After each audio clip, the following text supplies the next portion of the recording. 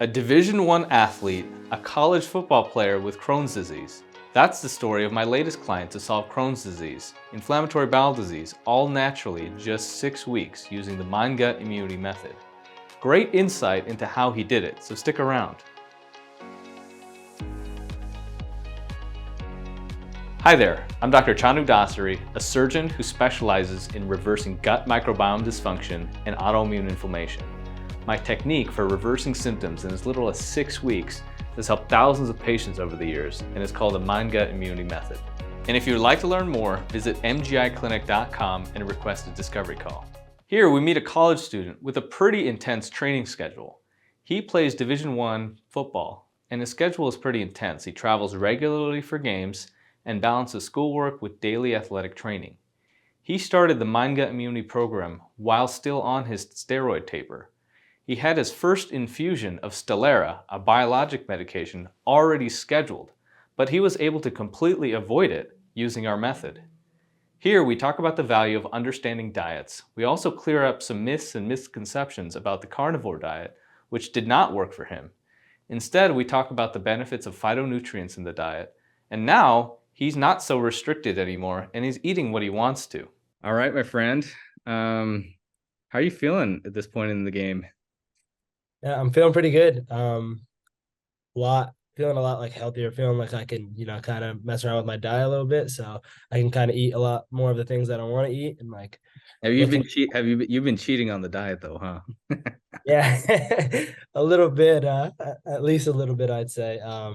Yeah, went home for winter break. And so seeing my family, things like that, going on vacation, I was definitely Yeah. enjoying it. How long were you off the diet for? And still, well, I know like kind of off and kind of on, but how long? How long Yeah. would you say? So I'd say I went home for about a month. Hmm. And uh, during that month, I was probably clean like on some of my meals. Like I was always having my shake that I do every Hmm. morning regardless, and I was trying to have that same shake at night too, which was kind of like that blueberry almond butter protein, Hmm. all that shake. So that was like a lot of my calories a lot of Yeah. the time. So that I was always clean on, but like lunch, dinner, like Hmm. a lot of times I was not eating great But over that's, break. but that's good, right? So because your inflammation has been gone for a while, and now we're sort of in that phase of like, how can we normalize the diet, right? That's what stage we are in the game. So I'm glad you figured these things out by yourself, that you're able to kind of push the envelope and still, and by the way, no real symptoms that you can't recover from, right? I mean, you've been, Yeah. yeah, no mucus, no blood. Oh yeah, by the way, just so describe to me, like, what are some of the benefits you've seen since joining the program? Like, what are some Yeah. things that got better? Okay, so when I joined, it was during the summer, right before, or I guess right at the beginning of my fall Mhm. spring or fall ball football started camp, and I was in a pretty bad spot as far as like I was eating what they gave us, so which was a lot of time like not the best food, but like just in general, like it was kind of hard because I was bouncing around trying to figure out different diets. But what I was experiencing was like tons of blood. Like got to the point where like there was times I was almost like going to the bathroom and the whole toilet bowl was red, like just straight blood. And it got to the point where anytime I had a flare up, I would lose about like 10 pounds. Like during the summer, Yeah. after I went on a thing of what's the steroid name? I forget. Was it prednisone? Prednisone, yeah. So I went on the a prednisone round, and then feel like $1 million after the prednisone, and then after a couple As soon weeks, as you stop. yeah, it actually. So this was only my because I got diagnosed pretty much a year ago. Hmm. So I got a round of prednisone then, and then Hmm. another round of prednisone during the summer, which was my second flare up. And already in that second flare up, the first round of prednisone was had me good for about 2 months, no symptoms. This one, once I started tapering from 40 to 20, I was Yeah. already having symptoms again. Symptoms. And Yeah. then and so once I got off that completely, like tons of blood, like I was down about 10 pounds, a bunch of mucus, and like I felt it was getting to a point where I almost felt like the loss of blood like was like affecting me to the point where like I felt lightheaded sometimes, like Mhm. my strength was poop, like it was Yeah. down. What'd you do? Like, because you're a college athlete, you play football, right? D1, right? D1 college football. Mhm. So how were you, like, were you even able to like get practices done? How was your performance on the field? Were you worried about all that or? Yeah. So I was able to do all my practices, all the like games and things like that. Just kind of pushing through. That was one thing for me. It was like non-negotiable. Like I'm gonna play. I'm gonna practice. A lot of times I felt horrible. When I first started feeling the issues, like a little bit earlier, like last season, was always super bloated, or like I ate the wrong thing before practice, and I'm like my Mhm. stomach's killing me during practice. But as far as like this past fall camp, like and even in the spring before that, there were times where I don't know how much this came from my symptoms, but like the whole like brain fog thing that I've kind of seen online, it was bad. Like I don't know if maybe I'm It's the making an excuse. inflammation, man. I see it all the time with my clients, right? Like people think Mhm. it's just the blood and the mucus. No, it's the fatigue, it's the brain fog. And you get other symptoms too, like dry eye, you get weird joint pains, you get like there's Yeah, a lot of stuff like the fatigue is just crazy. It's crazy. yeah, definitely. And so like I was out there like making the wrong call. Like I play linebacker, making the wrong call and like a call that I've known since freshman year, things Wow. like that. And I'm just like, I get screamed at. Like, why? I knew it. And why did I? And I just have these little brain farts where like right before the play, like Yeah. so things like that. And yeah, like you said, the joint pain and stuff, like like I've been without knee pain for years, like since I was like younger. Like I had some knee pains growing up, but my knees have always been super strong. And then like recently with this inflammation, like my knees are killing me and stuff. I'm like, why are Yeah. my knees being like? So yeah. Yeah, these are like the less often talked about symptoms that people have with inflammatory bowel, and I see it all the time. Mhm. Yeah. So that's 100% improve, right? And I know like I wasn't the first doctor you talked to before this, right? You'd been seen by some really pretty prominent like university physicians at that point, and like tell me a little bit about like that experience and like what they told you, and as far as what options they give you and things like Yeah. that. So after I first got my first what is it, colonoscopy, that's when they kind of told me like you have Crohn's or ulcerative colitis. And then I guess they did the whatever test, and then I think they said it was Crohn's. Yeah. And so I'm like, okay, like they gave me the prednisone, they gave me the mesalamine. The mesalamine was like twice a day, like 2 tablets per dosage. And they were like, so you're gonna take this for the rest of your life, and the prednisone you'll take for this long, whatever. And so immediately, like, well, I'm not a big fan of like having to rely on medicine. And Yeah. so the first time back at the office, like a month later after the prednisone, I asked and I was like, realistically, like, am I gonna have to take this mesalamine the rest of my life? And I kind of told them like, realistically, I'm not going to. So, You don't, and you don't- yeah, What was his reaction? What was the reaction? so they actually the first doctor he had sent his physician's assistant in to talk with me. Oh, So she was kind of like a middleman, and I think he was down the hall. So like there's once or twice where she kind of came in and out. And so she was like, yeah, like we really like don't suggest that. Like don't suggest you stop taking it. Like, and then I was like, with that conversation, I'm talking about things like I like there's got to be things in my diet, correct? Like I've done some things with my diet that I think have helped and things like that. And then she was like, yeah, like it really has nothing to do with your diet. Like it's wow. really, yeah. And he's like, it's really just, this is the disease, this is what you have, and like this is the medicine you have to take. And Mhm. then I guess I don't know if she had some question after kind of the things I told her, but she went over to the doctor and then she came back and she was like, yeah, actually, like you're even on like teetering the edge between like mild and like whatever the next Oh, okay. severe, Yeah. to where he actually thinks like you might need to be put on something stronger than mesalamine, Like biologics or something, right? So, something like that. And I was like, I'm definitely not doing that. yeah. and so um and so yeah, that was the first roundabout. And after the prednisone had me feeling pretty good, I kind of started different like diets. I went on like the kind of like the carnivore diet for a little bit. Yeah. uh So tell me about, I get that question a lot. Does carnivore work? And I've uh, had this conversation literally hundreds and hundreds of times. And I want to hear your take on it because I don't want to Yeah, cloud the picture because I do know carnivore has worked for other people. Don't get me wrong. yeah, And I have my own opinions on it, but I want you to talk first, and then I'll kind of chime in on this. yeah. So I don't know if you've heard of, I think his name's like Paul Saladino. No, no. So he's kind of one of those carnivore guys. He's a doctor on YouTube, but Yeah. um, so I didn't go pure just straight meat. Like I was doing a lot. Like I was doing about at least a pound of ground beef a day, Uh, probably about 8, 10 eggs a day, and that was the majority of my protein. And then I was doing things like I'd pair my ground beef with either quinoa or like just bananas, like some type of fruit. Uh, mhm. Tons of honey. I mean, I love honey, so like always kind of tons of honey. So more Uh, like the paleo kind of route, right? Like not yeah, totally carnivore, but like kind of like a paleo type diet. yeah. Okay. Okay. I kind of looked at it like fruit and meat and honey. That's what Hmm. I looked at it as. And to be honest, like it's hard to tell because I was right off the prednisone, and Hmm. like even when I was on the prednisone eating like garbage, like I was fine.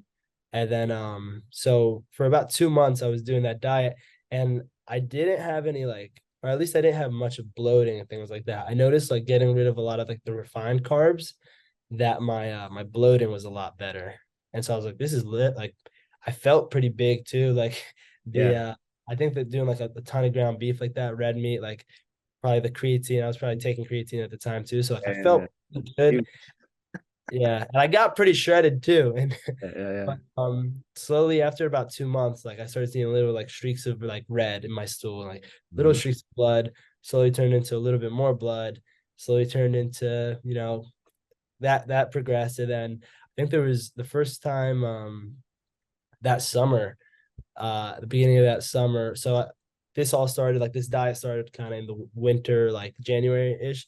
A couple months later, maybe 4 or 5 months later in the summer, I just had one weekend where I went out with my parents to Baltimore and like kind of ate crappy, but not anything too crazy. Like I think I had like a Dunkin', like a donut, a muffin, some like food like that, and the flare up was horrible, and like Yeah. I was up to like 207 when I was like finally I'm gaining some weight back, coming from around like 200 in the beginning, and then like right down to 197, like lost 10 pounds in a week. And so that was the first doctor. Yeah, and I was gonna tell you, that's been my experience with carnivore. I think it requires a near 100% compliance to work, and even in the cases that it works, it's not fully sustainable because the minute you eat some anything, it can set off a really bad reaction. The other downside is like obviously the meat, it has it has arachidonic acid in it and it has saturated fat, and there's tons of data to suggest that those two things are not very good for the gut microbiome and not very good for inflammation. Yeah. So what I've told people is like all of the benefits that you get from a carnivore diet has to do with the fact that it's low glycemic index. Okay, Mhm. it's pretty simple. But if you can recreate a low glycemic index diet and also exclude that arachidonic acid and that saturated fat that you get in the meat, my opinion is that like, it's at least in my experience and in our clinic, we subscribe to obviously the phytonutrient diet, right? Which is very Mhm. different than a carnivore diet, but it's similar in the sense that it's low glycemic and high protein. You see what I'm saying? Yeah. So, so the interesting thing is like kind of once you shift towards protein, more fat, less sugar in your diet, and we actually exclude a bunch of fruit too, as you know, like especially the higher glycemic fruits are kind of out. You Yeah. start to see like the inflammation goes down, and guess what? You don't have to be so perfect, right? Right? Right? You Yeah, can go for sure. home for like 2 or 3 weeks and eat whatever you want, including Burger meat, and including pizza. a Yeah. bunch of other stuff not on the list. And guess what? Nothing happens, right? Uh-huh. Nothing happens. So that's the difference, right? If we had a diet that required like 100% compliance for people to get better, we would have nobody getting better, right? But we have tons of people getting better, and the diet doesn't require 100% compliance. It doesn't even require like it may not even require 70% compliance. And as you know, you can kind of mess it up for like 3 or 4 weeks and still not have inflammation. So that's the beauty of this thing, is that it allows for more balanced diet, allows you to eat kind of the foods that you want to eat without feeling like it's going to cause a problem. And that's the beauty of it. I think that's it's a lot more flexible, a lot more doable, I would say. Yeah. And with that, I'd say like as far as like not having like not full compliance, like even when I was in like the more stricter phase of it, like in the beginning, Mhm. uh, like I'm a college athlete. We travel, and like the way I'd look at it was on like we travel Fridays, and so it's hard for me to if we're flying to California from North Carolina, like I'm not gonna pack my whole bag full of food. Yeah. So like when we get to the hotel and we're eating dinner, I'm like, all right, this is my day. And I try to stay away from the bad things, but like I know like things like chicken were not like prescribed for the diet, and like white potatoes and like Mhm. that those were the healthier options. So I would eat probably about 5, 6 pieces of chicken and load my plate with Sure. potatoes, and and I'd And be then you'll fine. be fine. And that's Yeah. interesting. That's another question I get asked. Like, hey, I travel constantly. We have people that travel full time on this regimen. We have people that are super busy professionals. We have college athletes. We got like professional athletes. Like we got all these people that are like super busy, surgeons, like we're all super busy people. And so Mm. if you had some kind of diet or some protocol that was really hard to do, or you couldn't do it on the road, that'd be a problem, right? Like it'd be something like that would be very, or you're doing it from a dorm, right? Like you don't even have like a real, like a true kitchen, or like, Yeah. you get what I'm trying to say, right? But Sure. yeah, I think that is, yeah, that's an important part of this thing. I think that's great. Yeah. And so I just wanted to tell you about the second doctor. So like Oh yeah. at that point, this was after the second flare, and the second flare was a lot worse. And I was kind of desperate because I was trying different diets, and like it wasn't really really wasn't working. And so I went to this guy. This was in North Carolina, like where I was at that point. And this guy seemed pretty smart. Like he was like he walked into the office, and like he was just spitting. Like I'm asking him all these questions, and he has an answer for everything. And he pretty much tells me the same thing. Like he wanted me to go on biologics. He wanted me to go on, I think, Stelara. And Okay. Okay. I'm at a point where like I'm pretty down in the gutters, and I'm like, maybe I just do it, like whatever. Like I want to get healthy. And he was smart. Like I asked him like this question, like, what are the side effects? This, that. He's telling me like side effects are very little, this, that, and a third, like cancer percentage is little, which when I'd go back and I'd look at it, like do the math, and I'm like, I don't know. Like this, some of this research isn't showing what he's telling me. Mhm. But he was pretty sounded pretty smart, and so I was kind of like, all right, I'm gonna do it. And then I even scheduled my like Stelara, um like, Infusion. yeah, my first infusion. and Yeah. uh and this was all before like I talked to you, and Yeah. I got off the like towards the end of the prednisone bout, like or towards the middle of it. I kind of got my confidence back to where like I wasn't like down in the gutters, and I was like, nah, I'm not doing it. So I called them and I canceled. And then they're like, kind of like bombarding me like, hey, the doctor doesn't think this is a good idea. You should reschedule. Like kept calling, you should reschedule. And I'm like, and I saw one thing that kind of just, I don't know if this has a factor to do with it, but I saw how much that it costs. Like how I know insurance pays for it usually, but just the fact that it's a drug that's like $25,000 for like however, I was like, it's kind of weird that they're really really pressing for me to take this drug, and so I'm a little skeptical with something. So I ended up like just kind of ghosting that doctor, and then like that's when I started talking to you. So Yeah. Yeah. And things went well. I mean, like you were pretty much on schedule. I think the nice thing about working with you is you already train for a living, you already eat for a living, like, and you're already kind of out. You're a very good student, right? I mean, like this is